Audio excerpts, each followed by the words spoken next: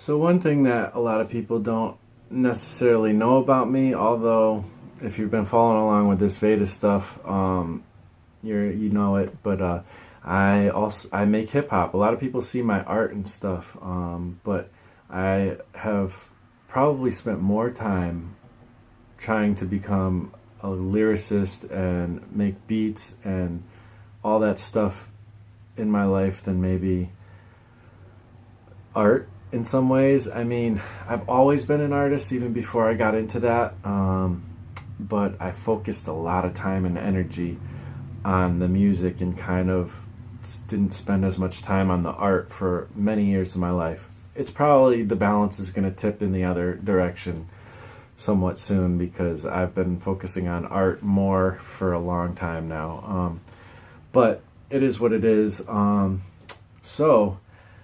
But I used to I wanted to make it as an artist. I guess, I don't know. I made music because I love to make music. I wasn't so focused on making it, but so how did it all start for me? Well, I should say, I got a question from Chris McQuillan. It's funny, like, I asked people what they would like to hear from me, and I heard a lot of people were asking me, like, about my art and music. I mean, asking me about my music and stuff, which isn't what I primarily talk about and stuff. So it's funny, but I guess it's because I don't talk about it that people are asking. So anyways, Chris McQuinlan, he said the question, tell us about your past as a hip-hop artist and what inspired you to write your lyrics. Okay, so here we go. Hopefully this will be shorter than some of the videos I've been doing. I recorded some videos about my top 10 favorite like comics and hip-hop albums, and I just have so much to say about all this stuff. So anyways, as a hip-hop artist, let's see, my past. Basically, I'll try to give a rundown. It kind of all started in high school and right before high school. My cousin came up. My cousin Eric lived in California, like LA, sort of near LA area. I don't know where. I don't remember. I just remember him saying that. And he came for a visit to the East Coast where I live, in Connecticut. And there was a few times where he came up and I was able to hang out with him a little bit during the summers and stuff. And he introduced me to like West Coast hip hop and a lot of other hip hop groups, mostly West Coast stuff. Dr. Dre, Snoop Dogg, Ice Cube, basically the NWA folk. And so that kind of I was already like into rap, like whatever was on the radio. Like I loved like Arrested Development, Digital Underground with the Humpty Dance, and even MC Hammer and Vanilla Ice. That I did like that stuff when I was growing up. I was pretty young, elementary school and middle school, so that was kind of my intro. I was a suburban kid, if I was maybe in the cities, I probably would have been exposed to other stuff, but I wasn't. So basically radio, music. I was a huge fan of Michael Jackson. My dad was a huge fan of Michael Jackson, and he introduced me to a lot of music I might not have been introduced to if he didn't show me. So there was that, but my favorite though was Arrested Development. I got their first album, and to younger viewers you might think Arrested Development isn't that like a TV show or something else, but Arrested Development was a hip hop group, which kind of was like hippie hip hop almost, and they had some popular songs. A guy named Speech was like the main guy, and it was very like earthy, like kind of party hip hop, but it always had a message. So I don't know, I liked that. That was the thing that I gravitated to. And there's like PM Dawn, stuff like that. They weren't really exactly hip hop, but all that stuff was interesting to me, but I hadn't known about like real hip hop. I mean, I still consider I consider Arrested Development real hip hop, but they blew up in the pop genre more than they did in the hip hop genre, I think. Um, like I said, I wasn't in the hip hop culture at that point. I didn't really know a lot, so I don't know exactly what it was like when Arrested Development came out within the hip hop realm, if people hated them or not. But I liked them. Um, so yeah, my cousin Eric came around and he introduced me to West Coast hip hop. You know, he was from the West. Actually, he was from the East, but he grew up in the West. Um, and I was blown away. Dr. Dre, the Chronic album. I talked about it in an earlier video. Or maybe I didn't. I don't know. I don't know which order these videos are going to come out in. I'm recording some of them in batches. But yeah, that blew my mind. And Snoop Dogg. And oh, I remember like, yeah, Funky Cole Medina. That was another early one that I was into. And like, the reason why I mentioned that is because there were some of them like those. I think I like, when I first tried to write like rhymes a long time before I even knew about like the Chronic, I would write down some of their rhymes and then try to like make my own like with the similar like cadence. I don't know why, for some reason. I guess I knew I was always going to be attracted to hip hop, but I didn't know about it yet. So, and I think like Funky Cole Medina might have been one of them. I don't know. So anyways, so yeah, that the Chronic, Dr. Dre stuff, Snoop Dogg, all that stuff ended up becoming like the first thing that really, that was like, you know, I talk about Rob Liefeld's X-Force #1 being what got me into comics, which this happened, I think, a little bit before the thing that got me into hip-hop like that. I don't know. It all kind of happened in a similar time in the 90s. So Dr. Dre and the Chronic was that for me for hip-hop. Was like, I think I want to try to write rhymes. Like, I know I'm just some white suburban kid, but I want to write rhymes. So, you know, I kind of got into that, and then I was all into like this West Coast stuff until I got to, and this was like right before freshman year of high school, and I had done a lot of moving back then. We moved, I went to 3 different high schools in my freshman year, so I was exploring this hip hop stuff at the same time as I was like moving around all over the place, trying to figure out where my footing was going to be. And so eventually I landed in one particular place for high school, which ended up being where I went for the rest of my high school career or whatever. And there they had, you know, when I talked to people about hip hop, I was talking about all this West Coast stuff, and they would tell me about KRS-One, and they would tell me about, you know, Gangstar, and they would tell me about Wu-Tang Clan and things like that, which I had just barely gotten to know. And I began to realize how amazing East Coast rap is, East Coast hip hop, and that's the birthplace of hip hop, and that's where all these West Coast guys are getting their influence from. And so I got into that. Gangstar was huge for me. KRS-One, big one for me. I don't know, there's just, you'll hear my passion about all the different artists in my top 10 hip-hop album review or video. So all that stuff was a big influence. It was also during this time, somewhere around this time, where I came to know the Lord and became a Christian. I read the Bible, and you know, I was just blown away, and my life was absolutely changed. And I was born again into a faith in Jesus Christ. And so that happened during this time too. So this is, and I say that because this is kind of what pushed me into wanting to make rap music, because I feel like I had heard other Christian music before I must have, and I thought it was cheesy. I still do to this day. A lot of Christian music is cheesy. There's a lot of good stuff, though. There's a lot of really good stuff, actually. Sometimes, you know, there's just like anything. There's cheesy stuff and there's really good stuff. And so, but I didn't know that there was any good, like, Christian music. So my idea was that I was starting to write rhymes at that point, and my idea was, and I had a friend, my friend Joe, who also was kind of getting into writing and stuff, and he was also a Christian. So our idea was, we're gonna make hip hop that talks about God, and it's gonna be cool. It's not gonna be cheesy. That was the big inspiration. That's kind of what got me into making it. And so him and I like started writing our own rhymes, and we brought it like back then. And in high school, it was a big thing to kind of like freestyle at the lunch table, and people would like bang on the things and make beats like boom, boom, boom, boom. They'd bang on the lunch table, and that's like a big part of hip hop.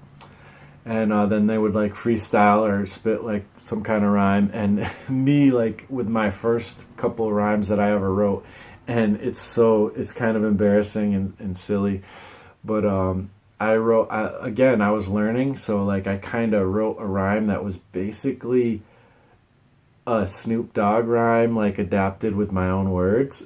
And at that time, my first rap name ever that I went with was Rook. That was the name because I liked how that piece moved on a chessboard. So I was Rook. And I remember like my first rhyme was like, it was like 1 to the 2 to the, a 3 to the 1 something. It's not Snoop Doggy Dogg, it's the Riggedy Rook, son. Oh man, I can't believe I'm saying this. So I remember that was like part of the rhyme or whatever, and it was so cheesy. It was so bitten off of Snoop Dogg stuff. It was so whatever. But it was funny because I said my little rhyme, and people were actually, they're like, oh, this white guy's trying to rhyme, and that was about it for the lunch table stuff for me, because I've always been shy. I'm still shy, and it's not something, I still sweat when it comes to doing something like that. I have done shows and stuff since then and blah blah blah, but I'm a little better at that kind of thing. But that was me doing really embarrassing, and my friend did it too, and they liked his stuff. And then we got into like this electronic music class, where I learned how to use like music equipment, like production equipment and stuff, like really basic stuff, keyboards and samplers on computers that were old and craziness. But that's where I learned how to make beats. In school, there was electronic music class, which is kind of really cool. And then eventually, it took me forever to get any kind of equipment. It wasn't until there was a program called Acid Pro, which you guys might know, Sony Vegas Studio, like it's a video editing software. Same company, Acid Pro, like it used to be called Acid Pro, I guess probably owned by Sony, or Sony bought them or whatever. I don't know how it all worked. But that was how I first really was able to, that's when I was really able to do a lot more with beats. But, during that class, I made, my own demo with my buddy Joe, and there's a lot more to the story, but that's kind of where it all started. And, we were both really into Smith & Wesson at the time, which was like this kind of grimy, like weeded out, like street hip hop, if you don't know about hip hop. And it was two people, and they kind of went back and forth with their rhymes, like in a really cool way. And that's kind of how me and my buddy Joe kind of approached it. We kind of did that kind of thing, but we talked about God a lot, or just life and all kinds of things. But we always injected our beliefs and thoughts on God in there, and we thought that was really what we were into, and that's what I've done to this day, on my own or with different groups and stuff. It's always been, me expressing things about life and faith, So that's what inspired me to write lyrics, and that's like the intro, that's like the past, how it all kind of started. Eventually I went to Bible school for a year, and I formed with this group. We called ourselves Harmonious Minds, and it was just 4 rappers. One of them was from Queens, one was from the Bronx, or no, one I think 2 of them were from the Bronx or something like that. The other one was from like New Jersey, and then there was me. from Connecticut. And we did like some shows and stuff, and we talked about God in our rhymes. That was like my most super Christian type of rhyming. I mean, it's always been about faith to a certain extent, but that's also when I started to learn about Christian hip hop, and that there actually was like good Christian music, some good Christian music, and to this day, like some of the best hip hop I've ever heard actually has come from the Christian community. There's a lot of cheesy stuff too, but there's a lot of really amazing stuff too. And one of them that stood out to me was this guy Dirt, and his music. He kind of had this crew, but he was the only one really making albums, and his name was Dirt, and he started this group called Shadow of the Locust. And he was out of San Diego, and he was doing his thing. He also was, he toured with POD, the popular rock band, that kind of metal band that a lot of people probably don't even realize is Christian. But he toured with them in their early years and did some recorded songs with them and everything. And so that was really cool. And I really loved his stuff because he reminded me of hip-hop artists like J. Rue the Damager, which was one of my favorites. And also Wu-Tang Clan, which was another one of my super favorites. So it's like, that's my style, but it's Christian hip-hop. And I'm like, these guys are awesome. I love it. Eventually, during this time, and also during the time I joined the military a few years later, I contacted him through, he had like forums and stuff, and email. That was when like MySpace was becoming a thing, and so I approached him through emails and stuff, and he asked me to send him a demo tape, and I sent it to him, and he eventually said, yeah, I'm down with you being part of the crew. And then a lot of time passed and albums were dropped, and the crew was very loose knit, many members all over the place, type of thing. And then eventually, a lot of people dropped off, and it became a thing where me and him began to have more of a friendship. We had a lot of phone conversations, blah, blah, blah. And I even, took plane trips to a couple different shows and stuff like that where I helped him out, and even performed one time, like sort of, kind of, did like one song. I don't like performing. I'm a shy dude, so but I have performed a handful of times and gotten somewhat used to it, but it's just, I probably never will be doing that too much. I'm more of a studio artist. That's how I see myself. So anyways, yeah, so that, I was a part of Shadow Locust, still technically am. That we just actually finally dropped our first full-length album. I'll put a link in the show notes, and I say technically because I'm not really focused on hip-hop anymore so much. Although hip-hop will be a part of this channel as I grow and I integrate the art and the hip-hop and all that stuff. But yeah, we've become good friends since then, and I'm friends with most of the members as well. And and the members we've kind of honed it down to like a core group and stuff like that. So Shadow Locust, that's the crew I've worked with, and yeah, so that's my whole journey in a 20-minute nutshell. Again, I'm going a little bit long here, but and I'll put a link down in the description to the music I've made. I've put out a few albums and like EPs and just little things here and there.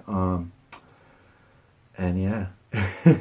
So you take 90s hip hop, 90s comics, and art and music, and you blend it all up, and you're gonna get kind of what I do and what I'm into. But with a lot of other stuff too. So, and faith obviously is a big part of my life. So that's it. That's it for that. Thanks, Chris McQuinlan. I'll put a link to his YouTube in the description. He's got a lot of awesome videos if you like art stuff like I talk about and do. or just whatever, like you just like art, he makes comics. He's a really prolific artist, and he's got this cool web comic right now he's doing called Monkey Junk. Check him out. Link will be in the description. Thanks again, man, for the question, and thank you guys for watching. Hopefully you enjoyed this. Please do the thumbs up, do the comment, and subscribe. Thanks for watching. I'll talk to you on the next episode.